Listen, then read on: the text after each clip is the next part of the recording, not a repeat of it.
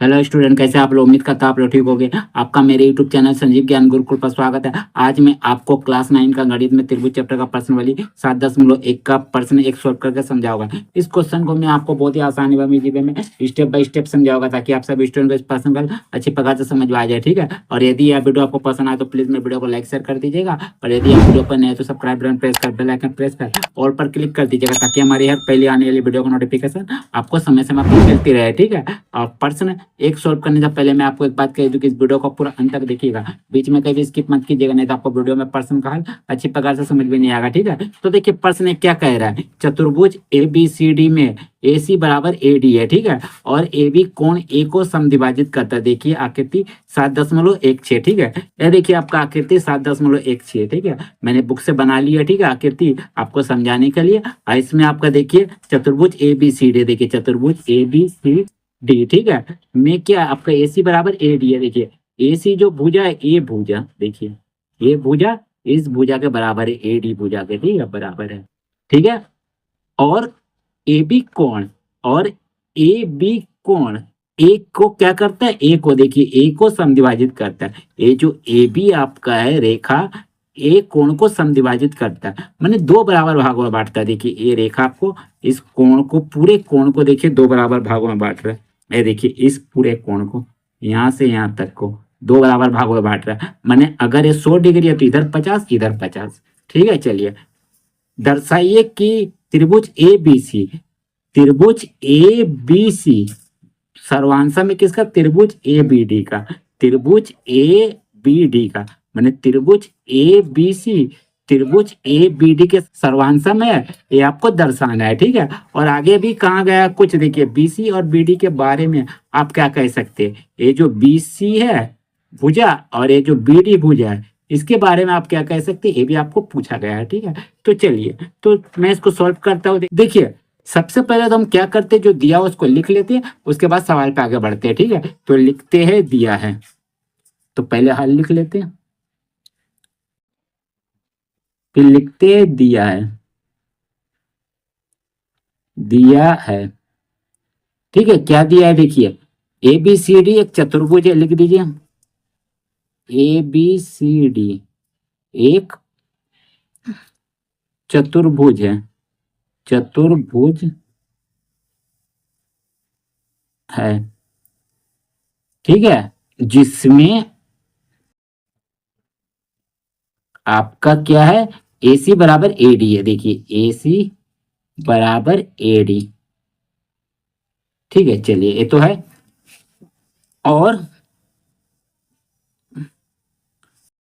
और A B कोण ए को समद्विभाजित करता है, और लिखिएगा ये रेखा, देखिए रेखा जो ए बी है, ये रेखा एक कोण ए को समद्विभाजित करता है। ठीक है, रेखा ए बी कोण ए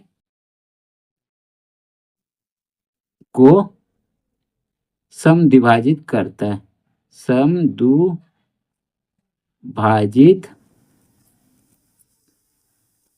समद्विभाजित करता है, करता है। चलिए ये आपका हो गया। ठीक है, जब करता है तो इसीलिए आपका क्या हो जाएगा, इसीलिए आपका देखिए कोण बी ए सी बराबर हो जाएगा कोण बी ए डी का। माने ए जो ए बी रेखा है, दो भागों में कोण ए को बांट रहा है, तो आपका ए कोण बीच में रखिएगा, बी ए सी पहले, फिर बी ए डी बराबर होगा। ठीक है, तो लिखिएगा कोण बी ए सी बराबर क्या हो जाएगा, कोण बी ए डी का बराबर होगा, क्योंकि ये दो बराबर भागों में ए बी भुजा इसको बांट रहे कोण ए को। ठीक है, तो यहाँ भी कोण ए देखिए बीच में, और यहाँ भी देखिए बीच में कोण ए। ठीक है, चलिए हो गया। अब क्या करना है, हमें क्या सिद्ध करना है, ये हमें लिखेंगे। ठीक है, तो लिखेंगे सिद्ध करना है, सिद्ध करना है। तो देखिए क्या सिद्ध करना है, ये सिद्ध करना है त्रिभुज ए बी सी सर्वांशन त्रिभुज ए बी डी। ठीक है, तो लिखिएगा त्रिभुज ए बी सी सर्वांशम, इसे सर्वांशम का चिन्ह कहते हैं। ठीक है, त्रिभुज ए बी डी।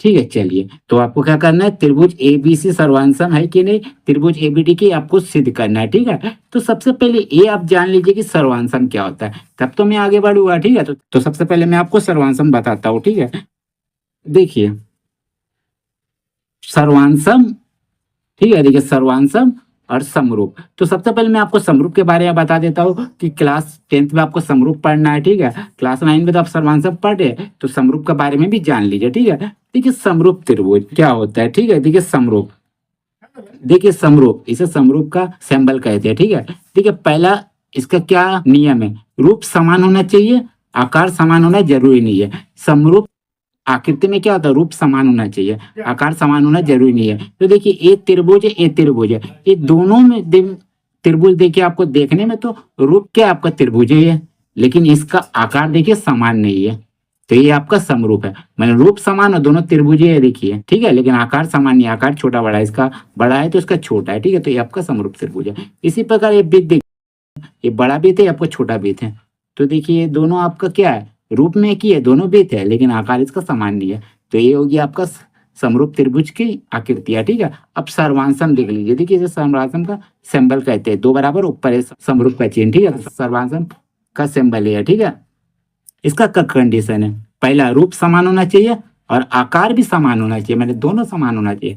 तो देखिए ये त्रिभुज, ये त्रिभुज है, देखिए दोनों आपका रूप समान है, दोनों त्रिभुज ही है, और दोनों का आकार भी आपका समान है। देखिए ये 2 सेंटीमीटर है, ये 2 सेंटीमीटर, ये 2 सेंटीमीटर, ये 2 सेंटीमीटर, ये 2 सेंटीमीटर, ये 2 सेंटीमीटर। ठीक है, और यहाँ देखिए ये वृत्त है, ये वृत्त है, और दोनों आपका एक 1.5 सेंटीमीटर के आकार का है, और दोनों का आपका रूप भी समान है, दोनों वृत्त ही है।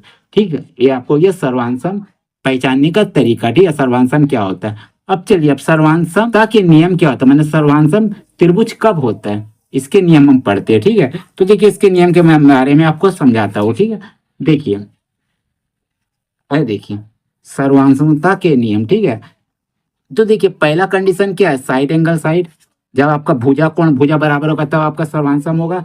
दूसरा कंडीशन है एंगल साइड एंगल, तीसरा कंडीशन है साइड साइड साइड, और चौथा कंडीशन है आपका RHS मैंने समकोण कर्ण भुजा। ठीक है, ये चार कंडीशन में आपका क्या होता है, कोई भी दो त्रिभुज आपका सर्वांसम होता है। ठीक है, तो देखिए कैसे होगा, तो देखिए साइड एंगल साइड का मतलब आपका होता है भुजा कोण भुजा, माने ये दोनों त्रिभुज में अगर ये भुजा इस भुजा के बराबर है, एक कोण इस कोण के बराबर है, और ये भुजा इस भुजा के बराबर है, तो ये त्रिभुज क्या होगा, सर्वांसम होगा।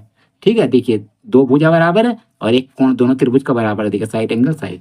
ठीक है, इसीलिए साइड एंगल साइड लिखे। ठीक है, तो ये दोनों त्रिभुज क्या हो जाएगा, सर्वांसम हो जाएगा। ठीक है, चलिए इसी प्रकार जब आपका दो कोण कोई त्रिभुज है, माने एक कोण और एक कोण, पहला कोण या दोनों त्रिभुज का बराबर है, और एक कोण और एक कोण बराबर है। ठीक है, और ए भुजा और ए भुजा बराबर है, तो सोचिए कि आपका ये त्रिभुज सर्वांसम है।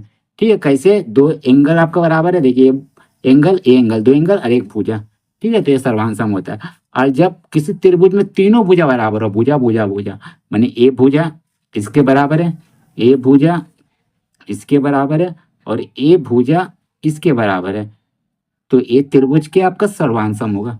ठीक है, चलिए तीनों भुजा बराबर है तो, और जब कोई त्रिभुज में आपका दोनों समकोण रहे, 90 डिग्री का रहे, ये भी 90 डिग्री, ये भी 90 डिग्री है, आपका कर्ण समान रहे दोनों त्रिभुज में, और कोई एक भुजा समान रहे, मानी ये भुजा रहे, ये भुजा रहे, न ये भुजा रहे, ये भुजा रहे, तो आपका त्रिभुज का तो सर्वांसम होता है।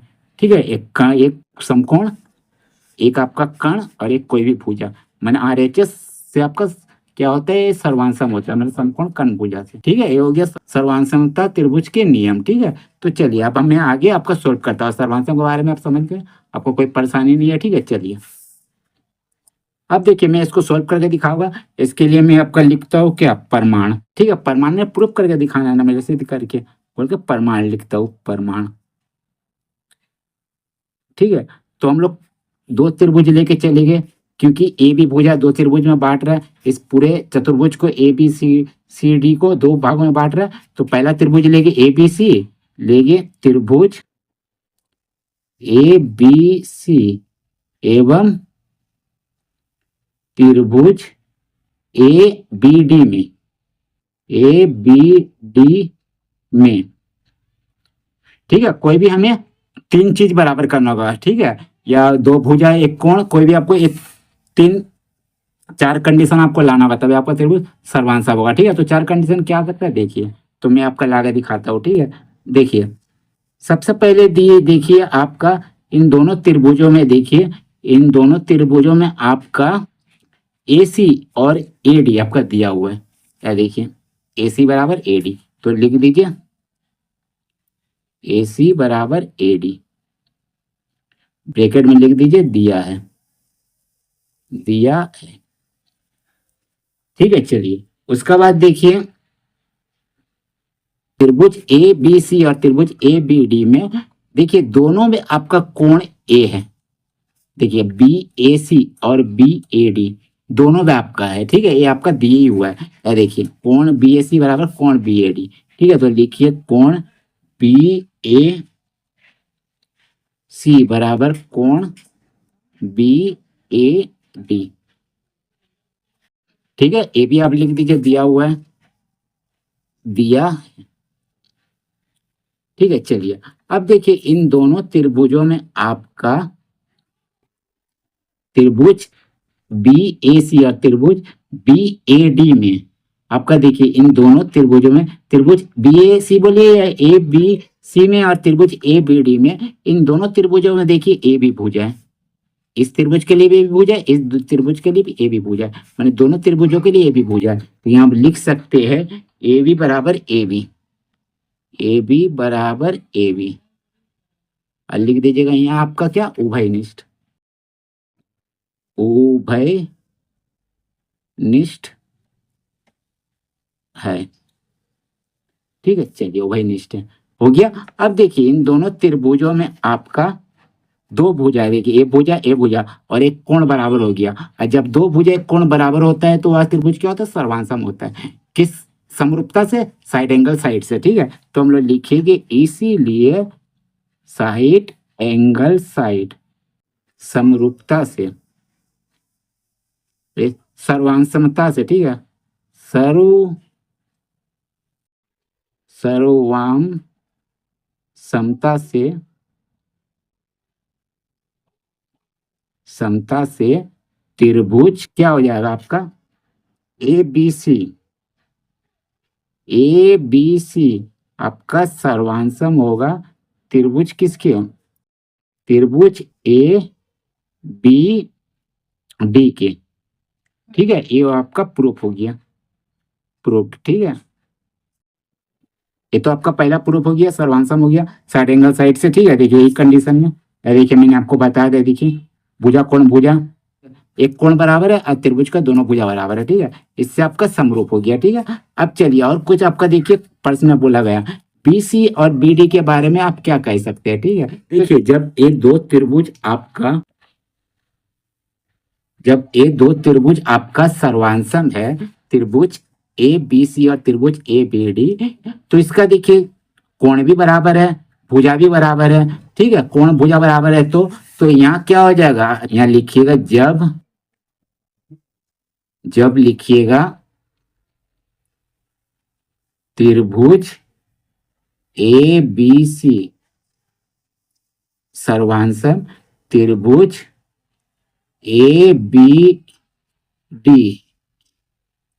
है, तो जब त्रिभुज ABCD त्रिभुज ABD सर्वांशम है तो क्या हो जाएगा, आपको BC बराबर हो जाएगा भुजा BD के। ठीक है, तो लिखिएगा इस, अतः